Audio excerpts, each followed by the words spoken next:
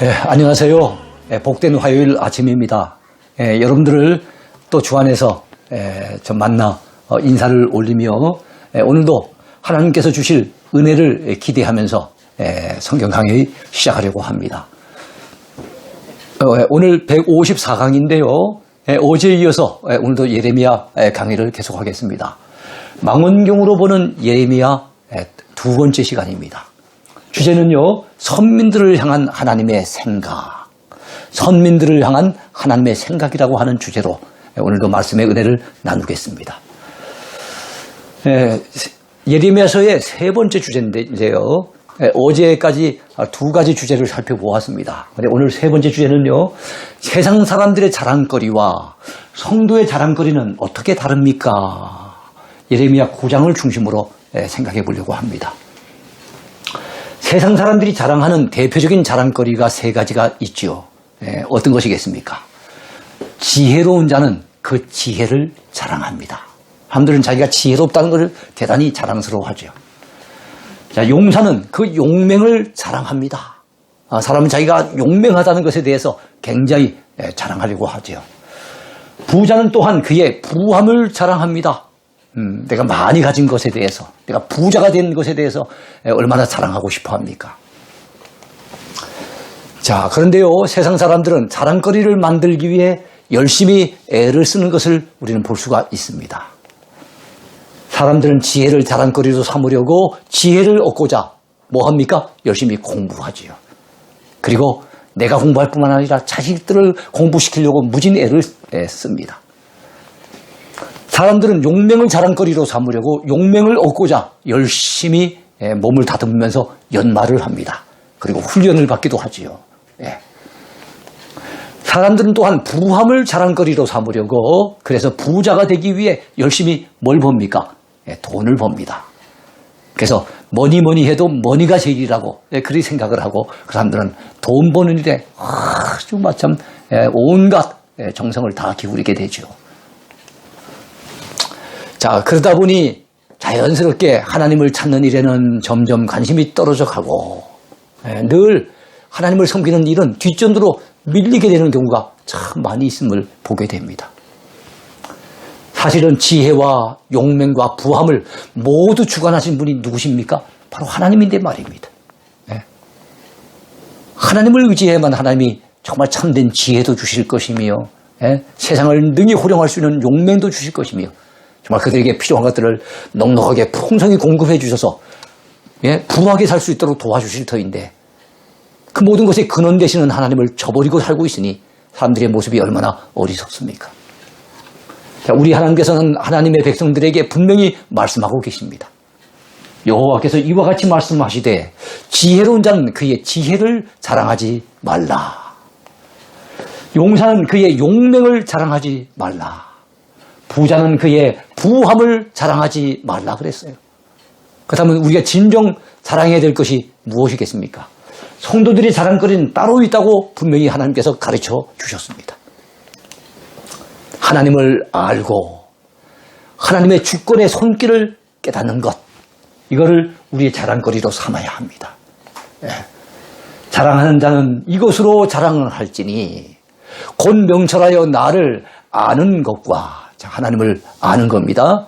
나 여호와는 사랑과 정의와 공의를 땅에 행하는 자인 줄 깨닫는 것이라. 사랑을 베푸시는 분도 하나님이시고, 정의와 공의를 행하시는 분도 하나님이시고, 세상의 모든 것들은 하나님의 손안에 있다는 사실을 깨닫는 것. 이게 정말 지혜인 거거든요. 이게 정말로 우리의 자랑거리가 되어야 되는 거거든요. 나는 이 일을 기뻐하노라, 여호와의 말씀이니라. 예레미야 9장 24절에 이렇게 말씀하고 있습니다. 자, 이번엔 네 번째 주제입니다. 세 번째 주제는 우리가 참된 자랑거리를 삼아야 될 것이 뭔지를 살펴보았어요. 네 번째는요, 하나님의 심판 계획을 깨달았던 이 예레미야 선지자는 하나님께 무엇라고 간구했는지를 한번 보겠습니다. 예레미야 14장에 잘 나타나 있습니다. 자, 하나님께서 전해주신 메시지를 통해서 하나님의 심판 계획을 알았어요. 자기가 그동안에도 참 메시지를 전했지만 정말로 유다 나라가 멸망당하고 예루살렘이 무너지는 그 참상을 자기는 이제 눈으로 목도할 때가 이르게 된 거예요. 그랬을 때 예레미야의 마음이 얼마나 고통스러웠겠습니까? 예레미야 선지자는 유다 민족에 대한 하나님의 심판 계획을 깨닫고 가뭄의 때에 하나님의 크신 긍휼을 호소했습니다. 여호와여, 우리의 죄악이 우리에게 대하여 증언할지라도 주는 주의 이름을 위하여 일하소서. 우리의 타락함이 많으니이다. 우리가 주께 범죄하였나이다. 여기서 우리라고 한 것은 자기 자신을 비롯한 유다 백성들의 그 범죄를 하나님 앞에 인정을 하는 거예요. 그러면서 이스라엘의 소망이시요 고난당한 때의 구원자이시여, 어찌하여 이 땅에서 거류하는 자같이 하룻밤을 유숙하는 나그네같이 하시나이까. 하나님은 이 땅 백성들에게 나그네가 아니잖아요. 우리의 왕이시기도 하시고 우리의 아버지가 되기도 하시는 하나님이신데 왜 이 땅을 갖다 이렇게 대우하십니까? 이렇게 지금 하소연하고 있는 거예요. 어찌하여 놀란 자 같으시며 구원하지 못하는 용사 같으시니까. 여호와여, 주는 그래도 우리 가운데 계시고 우리는 주의 이름으로 일컬음을 받는 자이오니 우리를 버리지 마옵소서. 하나님 앞에 이렇게 눈물로 호소하며 간구하고 있는 겁니다. 예레미야의 기도예요. 하나님께서는 예레미야의 기도를 거부하시고, 여러분 주님이 사랑하신 주의 종 선지자 예레미야 아닙니까? 근데도 그의 기도를 거부하셨어요. 그러면서 유다 백성들의 악을 징계하시려고 하는 확고한 의지를 나타내셨습니다. 여호와께서 이 백성에게 대하여 이와 같이 말씀하시되 그들이 어그러진 길을 사랑하여 그들의 발을 멈추지 아니하므로 여호와께서 그들을 받지 아니하고 이제 그들의 죄를 기억하시고 그 죄를 벌하시리라 하시고, 여호와께서 또 내게 이르시되 너는 이 백성을 위하여 복을 구하지 말라. 이 백성에게 복 내어달라고 너에게 구하지 말아라. 하나님이 그렇게 말씀하시는 거예요. 그들이 금식할지라도 내가 그 부르짖음을 듣지 아니하겠고 번제와 소제를 드릴지라도 내가 그것을 받지 아니할 뿐 아니라 칼과 기근과 전염병으로 내가 그들을 멸하리라. 칼은 바로 전쟁과 관련된 거지요. 기근은 굶주림입니다. 이건 흉년과 관련된 거예요. 그 다음에 요즘 우리가 참 경험하고 있는 바로 이 전염병. 참 이거 무서운 것 아닙니까? 우리가 지금 2년 가까이 지금 일상을 빼앗기고 이런 어려움을 겪고 있지 않습니까? 그래요. 하나님이 진노하시고 하나님이 재앙을 내리시면 피할 방법이 없는 거예요. 하나님께서는 평강을 예언하는 거짓 선지자들에게 대해서도 경고하셨어요. 지금 하나님이 진노하셔서 이제 심판이 목전에 다가왔음에도 불구하고 거짓 선지자들은 잘 될 거라고, 평강할 거라고, 이 땅에 전쟁은 절대로 없을 거라고 이렇게 거짓 예언을 하며 백성들을 갖다 속이고 있었다는 거예요. 사람들은 여러분 잘 된다는데요, 평강하다는데요, 그리고 전쟁이 없이 평화로운 시대가 전개된다는데 얼마나 좋아하겠습니까? 그러니까 거짓 선지자들의 말에만 귀를 기울이는 그 당시 백성들 참 어리석은 사람들이었죠. 여호와께서 내게 이르시되 선지자들이 내 이름으로 거짓 예언을 하도다. 아무리 좋은 메시지라도 하나님이 주시지 않은 거짓된 것 예언하면 안 되는 거예요. 나는 그들을 보내지 아니하였고 그 거짓 선지자 하나님이 보내신 그런 사람들이 아닌 거예요. 그들에게 명령하거나 이르지 아니하였거늘 그들이 거짓 계시와 점술과 헛된 것과 자기 마음의 거짓으로 너희에게 예언하는도다. 그러므로 내가 보내지 아니하였어도 내 이름으로 예언하여 이르기를 칼과 기근이 이 땅에 이르지 아니하리라 하는 선지자들에 대하여 여호와께서 이와 같이 말씀하셨노라. 자, 이 거짓 선지자들, 거짓 예언자들에 대해서 하나님이 뭐라고 말씀하십니까? 그 선지자들은 칼과 기근에 멸망할 것이요. 전쟁이 없을 거라고, 아주 평화로운 시대가 될 거라고 거짓 예언을 했던 사람들을 하나님이 칼과 기근으로 멸망시키시겠다고 분명하게 경고하고 있는 거예요. 그렇기 때문에 우리는 여러분 좋은 메시지만 들으려고 하면 안 됩니다. 하나님이 말씀하시는 것은 좋은 내용만 있는 게 아니에요.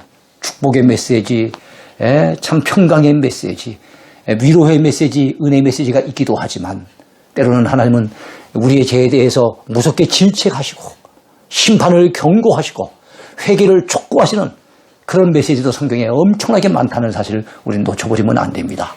하나님의 말씀에 대해서 편식하지 마십시다. 예. 예레미야 선지자는 기도를 포기하지 않고 하나님께 재차 간구했습니다. 주께서 유다를 온전히 버리시나이까? 주의 심령이 시온을 싫어하시나이까? 어찌하여 우리를 치시고 치료하지 아니하시나이까? 자, 우리가 평강을 바라도 좋은 것이 없고 치료받기를 기다리나 두려움만 보나이다. 여호와여, 우리의 악과 우리 조상의 죄악을 인정하나이다. 우리가 주께 범죄하였나이다. 주의 이름을 위하여 우리를 미워하지 마옵소서. 주의 영광의 보좌를 욕되게 마옵소서. 주께서 우리와 세우신 언약을 기억하시고 패하지 마옵소서. 참 이스라엘 백성들이 지은 죄, 조상들이 지은 죄, 백성들이 지은 죄, 자신이 지은 죄를 갖다 그대로 인정하면서 주님의 크신 긍휼을 호소하고 있는 거예요. 주님이 용서해 주실 것을 절대로 주님께서 이 백성과 맺으신 언약을 기억하시고 피하지 마실 것을 그렇게 간곡하게 구하고 있는 예레미야의 기도를 우리는 엿볼 수가 있습니다. 오늘 이 시대에 우리에게도 이런 기도가 필요하지요. 이 땅 백성들이 교만해서 참 하나님 앞에 범죄하고 타락했을지라도 장군에서 코로나의 재앙을 만나서 지금 2년 가까이 이렇게 어려움을 겪고 있지만 이제는 속히 하나님께서 이 재앙을 거두어 주시고 이 백성들을 용서해 주시기를 하나님의 그 크신 은혜와 긍휼을 이 땅 가운데 내려주시기를 우린 구해야 될 줄로 믿습니다. 다섯 번째 주제입니다. 사람은 어디에 심겨져 있느냐에 따라 그 운명이 달라진다는 사실입니다. 그렇다면 우리는 어디에 심겨져야 하겠습니까? 예레미야 17장을 통해서 우리는 또 귀한 은혜를 나눌 수가 있습니다. 여러분, 먼저 사막에 심겨진 떨기나무 같은 사람이 있어요. 사막에 심겨졌으니까. 사막에 우리 여행을 해보면 볼 수 있는 나무는 거의 없어요. 그래도 한 번씩 군데군데 볼 수 있는 나무가 이 떨기나무입니다. 떨기나무. 자, 무릇 사람을 믿으며 육신으로 그의 힘을 삼는 사람. 이 사람이 바로 사막에 심겨진 떨기나무 같은 인생인 거예요. 그러니까 여러분, 사막에 심겨졌으니까 물이 제때 공급이 되겠습니까? 그 뿌리가 여러분 물을 흡수할 수가 있겠습니까? 그러니까 바짝 말라 있는 그 메마른 그 떨기나무처럼 사람을 믿고 육신으로 그의 힘을 삼는 사람은요, 하나님의 은혜가 공급되지 않기 때문에 메마른 영혼이 될 수밖에 없어요. 우린 그런 사람 되면 안 되겠죠. 자, 마음이 하나님을 떠나 저주를 받은 사람이에요. 우린 이런 사람 되면 안 됩니다. 이런 사람들은 좋은 것이 오는 것을 보지 못합니다. 광야 같은 메마른 환경에서 살게 될 사람들이에요. 그러므로 우리는 사람을 의지하며 육신을 의지하는 그런 어리석은 자가 되서는 안 되겠습니다. 여호와께서 이와 같이 말씀하시니라. 무릇 사람을 믿으며 육신으로 그의 힘을 삼고 마음이 여호와에게서 떠난 그 사람은 저주를 받을 것이라. 마음이 하나님께서부터 떠나면 절대로 안 되지요. 그러면 저주를 받는 겁니다. 그는 사막의 떨기나무 같아서 좋은 일이 오는 것을 보지 못하고 광야 간조한 곳, 건건한 땅, 사람이 살지 않는 땅에 살리라. 그러니까 그가 살아가는 그 삶의 환경이 피폐한 환경, 메마른 환경 속에서 살 수밖에 없다는 거예요. 왜냐하면 하나님께서부터 우리에게로 내려지는 그 좋은 것들, 그 놀라운 복들이 완전히 막혀버리기 때문에 그렇습니다. 여러분, 주의 은혜 없이 살 수 있는 인생이 있겠습니까? 주님께서 주시는 그 복을 누리지 않고도 행복하게 살 수 있는 인생이 있겠습니까? 그럴 수가 없죠. 반대의 사람이 있어요. 이 사람은 사막에 심겨진 사람이 아니라 물가에 심겨진 나무 같은 사람이에요. 자, 물가에 심겨졌으니 시절을 쫓아 과실을 맺지 않겠습니까? 자, 여호와 하나님을 의지하여 복을 받을 사람, 그 사람들이 바로 물가에 심겨진 나무 같은 사람이에요. 시편 1편에서도 우리가 엿볼 수 있는 그런 사람이 바로 예레미야 17장에도 나와요. 그 뿌리를 은혜의 강변에 뻗쳐서 생수를 공급받는 사람이에요. 하나님께서 주시는 은혜의 생수를 공급받고 성령의 생수를 공급받아 그 힘으로 살아가는 사람들 얼마나 복 있는 사람입니까? 저와 여러분이 그런 사람이 되어야 될 줄로 믿습니다. 자, 더위가 와도 청청합니다. 가무는 해도 걱정이 없어요. 예, 그리고 결실이 그치지 않는 사람이에요. 그 삶 속에서 풍성한 열매를 맺는, 축복의 열매를 맺는 그런 복된 사람이 되는 겁니다. 성경은 말씀합니다. 예레미야 17장이죠. 그러나 무릇 여호와를 의지하며 여호와를 의뢰하는 그 사람은 복을 받을 것이라. 그는 물가에 심어진 나무가 그 뿌리를 강변에 뻗치고 더위가 올지라도 두려워하지 아니하며 그 잎이 청청하며 가무는 해도 걱정이 없고 결실이 그치지 아니함 같으리라. 그랬습니다. 그의 물가에 심겨진 나무, 은혜의 물가에 심겨져서 하나님의 은혜의 생수를 날마다 빨아들이고 공급받는 그런 복된 사람, 우리는 그런 사람이 되어야 될 줄로 믿습니다. 자, 사람의 심장을 살피며 폐부를 시험하시는 하나님께서 그 행위대로 보응하실 것입니다. 과연 물가에 심겨진 나무처럼 하나님의 은혜를 사모하며 하나님을 의지하고 살고 있는지, 아니면 사막에 심겨진 떨기나무와 같이 사람을 의지하고 육신의 것을 갖다 의지하면서 하나님을 떠나 살아가는 사람인지 하나님은 다 보시고 그 행위대로 보응해 주신다는 거예요. 만물보다 거짓되고 심히 부패한 것이 있지요. 그것이 무엇입니까? 사람의 마음이에요. 누가 능히 이를 알리오마는 나 여호와는 심장을 살피며 폐부를 시험하고 각각 그의 행위와 그의 행실대로 보응하나니 그랬습니다. 그렇습니다. 우리 하나님은 심는 대로 거두게 하시는 하나님, 행한 대로 갚으시는 하나님이신 것을 믿으시기 바랍니다. 여러분, 불의로 치부하여 한때 잘 나가는 사람이 있어요. 그 사람들이 야, 저 사람은 어떻게 별로 고생도 안 하고 저렇게 돈을 쉽게 잘 벌었을까? 어떻게 저렇게 부자가 됐을까? 부러워하는 사람들이 있습니다. 그런데 그들은 불의한 방법으로 치부한 사람들인 거예요. 부를 쌓았지만 그가 쌓은 부는 결코 정의로운 부가 아닌 거예요. 자, 이런 사람은 자기가 낳지 않은 알을 품는 새가 있는데 이게 자고새입니다. 자고새. 이 자고새 같은 사람이 되면 안 되죠. 여러분, 아프리카 가면 진짜 이 자고새를 볼 수가 있는데 이 자고새는 자기가 낳지 않은 알을 품는 이 새일 뿐만 아니라 왜 자기가 낳지 않은 새를 이렇게 품게 되겠습니까? 자기 집을 짓지 않은 새인 거예요. 그러니까 남의 둥지에 가가지고 거기다가 따뜻하게 밤을 지내고 그다가 남의 둥지에서 다른 새가 낳은 알을 갖다 품는 이런 새가 자고새입니다. 자, 그런데 어떨 때는 자기 집이 없다 보니까 밤에 이 머무를 수 있는 보금자리가 없다 보니까 굉장히 춥겠죠.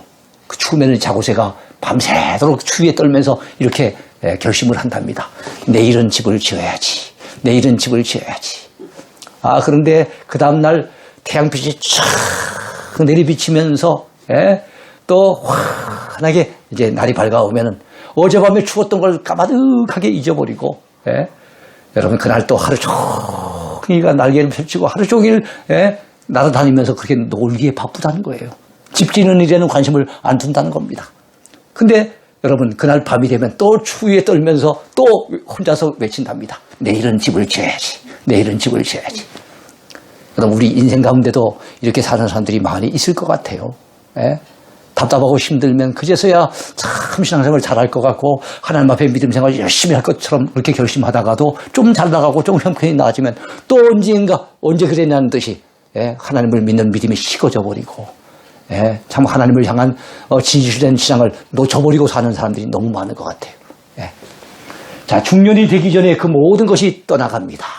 이 자고새 자기가 낳지 않은 알을 품었으니 좀 있다가 이 알이 깨어지면은 결국에는 그 품을 떠나버리잖아요. 그건 마찬가지로 내가 땀 흘려서 수고해가지고 그 모은 그런 재물이 아닌 경우에는 중년이 되기 전에 독수리가 날개치며 후두둑 날아가 버리는 것처럼 그 재물이 다 떠나가 버린다는 것을 말씀하고 있는 겁니다. 자, 불의로 치부하는 자는 자고새가 낳지 아니한 알을 품음 같아서 그의 중년에 그것이 떠나겠고 마침내 어리석은 자가 되리라. 한때는 이야 저 사람도 이렇게 빨리 출세하고 빨리 부자가 되다니 하고 사람들이 부러워했는데 마침내 결국에는 어리석은 자가 된다는 거예요. 그렇기 때문에 우리는 그러한 방법으로 세상에서 부를 쌓으려고 해서는 안 됩니다. 6번째 주제입니다.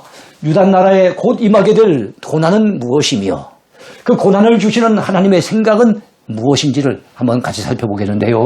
예레미야 25장과 29장을 보겠습니다.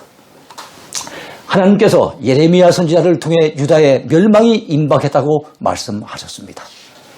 유다 백성들이 바벨론의 포로로 끌려가게 될 것을 예고하신 거죠.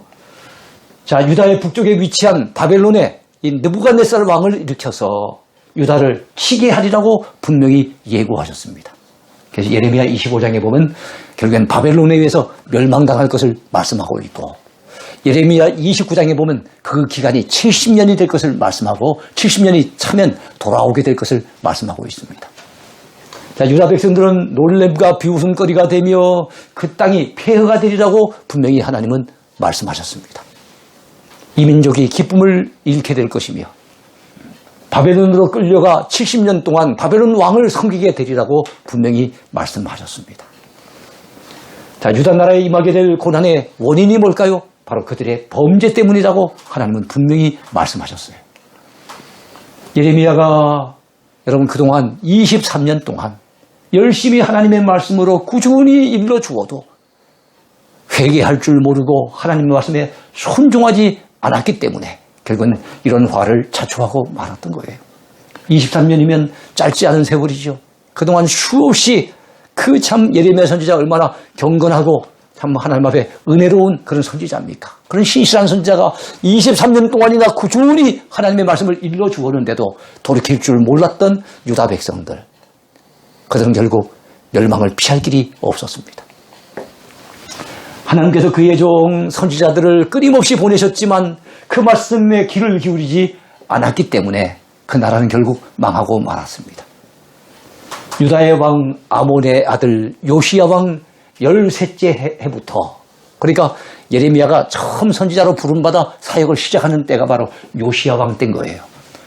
오늘까지는 바로 예레미야서를 기록하는, 그러니까 남유다가 멸망 직전에 이르기까지 23년 동안 여호와의 말씀이 내게 임하기로 내가 너희에게 꾸준히 일렀으나 너희가 순종하지 아니하였느니라. 그러므로 여호와께서 그의 모든 종 선지자를 너희에게 끊임없이 보내셨으나 너희가 순종하지 아니하였으며 귀를 기울여 듣지 아니하였도다. 그렇게 말씀하고 있습니다. 그래요. 우리는 하나님의 말씀에 귀를 기울여야 됩니다. 그리고 하나님의 말씀에 순종해야 됩니다.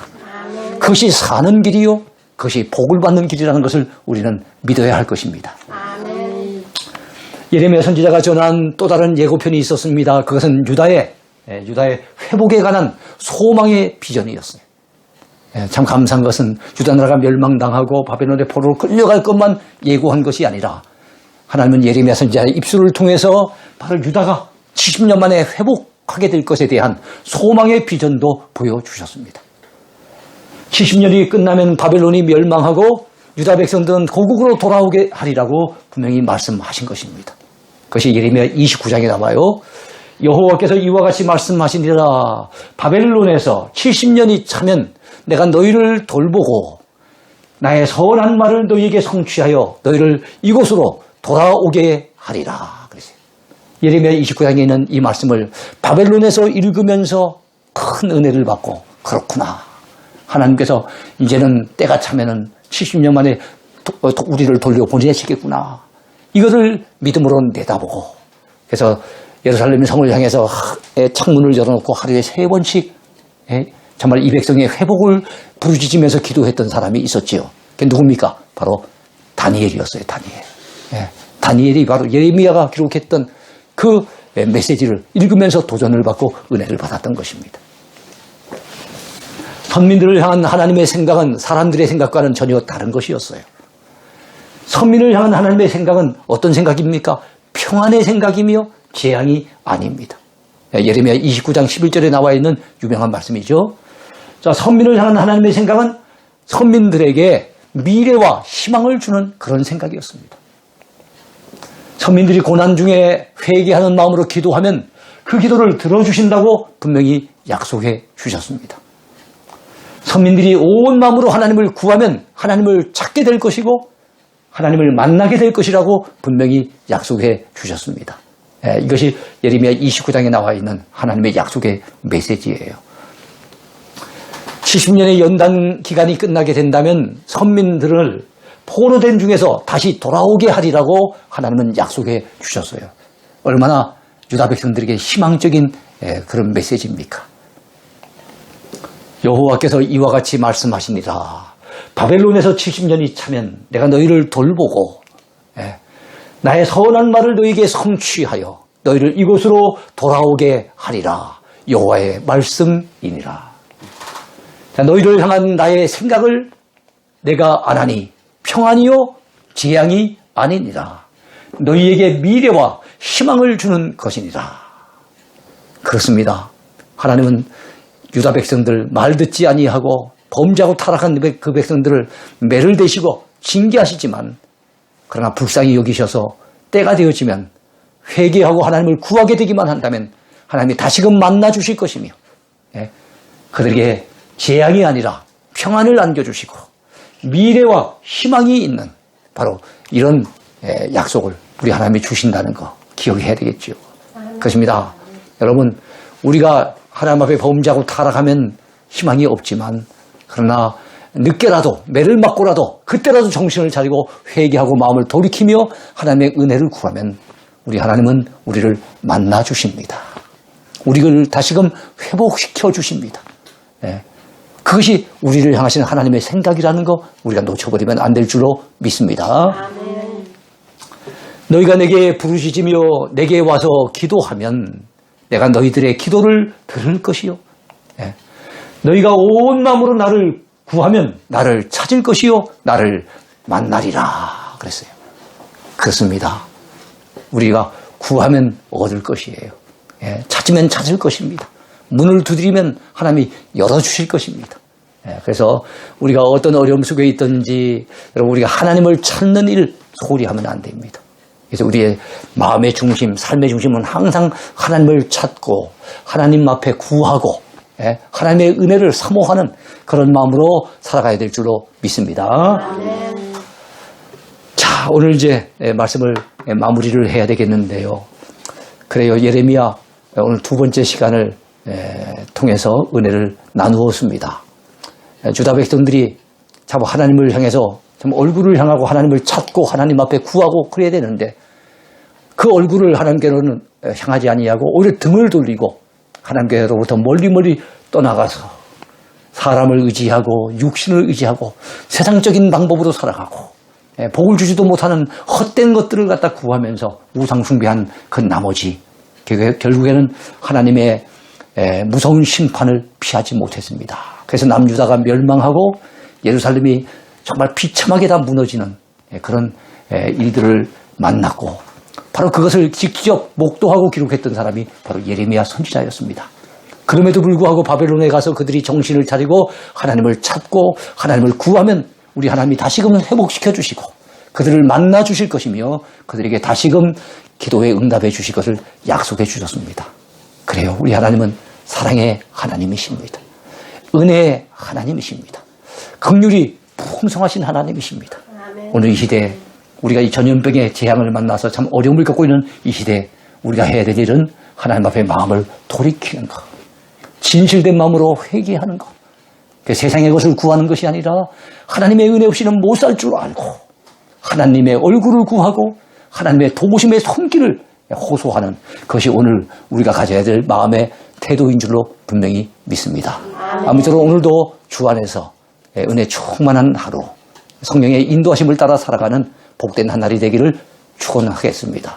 감사합니다.